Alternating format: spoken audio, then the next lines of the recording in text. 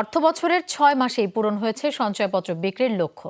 অর্থাৎ বাজেট ঘাটতি পূরণে চলতি বাজেটে ২৬,১৯৭ কোটি টাকার ঋণ লক্ষ্য ঠিক করে সরকার, কিন্তু ডিসেম্বর শেষে বিক্রি হয়েছে প্রায় ২৫,০০০ কোটি টাকা।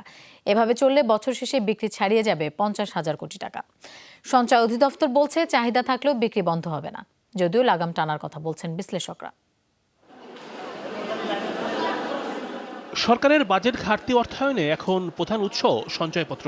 ক্রমান্বয়ে কমছে ব্যাংক এবং বিদেশি ঋণ নির্ভরতা।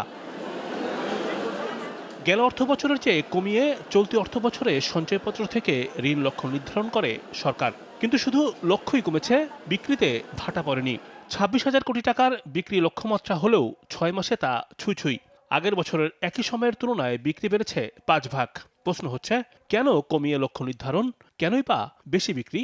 বিক্রি চলবে, কারণ আমাদের এইটা সরকার তো সব কাজ আসলে লাভের জন্য করে না। এটা ঘাটতি বাজেটে আমরা এই টাকাটা সরকার নেয়, অল্প পুঁজি যাদের, তারা এই টাকাটা এখানে সঞ্চয় করে যাতে এখানে যে মুনাফাটা পায় এটা তাদের হাত শক্তিশালী হয়। গেল অর্থবছরে সঞ্চয়পত্র থেকে সরকার নিট ঋণ নেয় ৪৬,০০০ কোটি টাকা। তার আগের বছরে আরও বেশি বিক্রি, প্রায় ৫২,০০০ কোটি টাকা। বিক্রির এমন ধারাবাহিকতা থাকলে চলতি অর্থবছরে ঋণ দাঁড়াবে ১,৫,০০,০০ কোটি টাকা। ব্যাংকের ইন্টারেস্ট রেট কম, মানুষের হাতে কিছু টাকা হইলে মানুষ সেভ অ্যান্ড সিকিউর জায়গায় মানুষ তার টাকাটা রাখতে চায়। এটা সিনিয়র সিটিজেন বলেন, একটা মানুষ রিটায়ারমেন্টে গেলে শেষ বয়সে যে পয়সাটা পায় সে এখানেই রাখতে চায়, তাই না? সে কোথায় বিনিয়োগ করবে টাকাটা? অর্থায়নের নিশ্চিত উৎস না নির্ধারণ করে বাড়ছে বাজেট, তাই ব্যয় ব্যবস্থাপনায় শৃঙ্খলা আনা দরকার।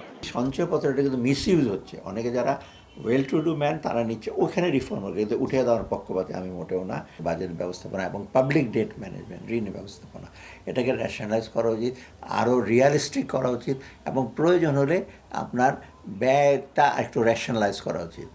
অন্য যে কোনো উৎসের তুলনায় সঞ্চয়পত্রেই বেশি মুনাফা দিচ্ছে সরকার।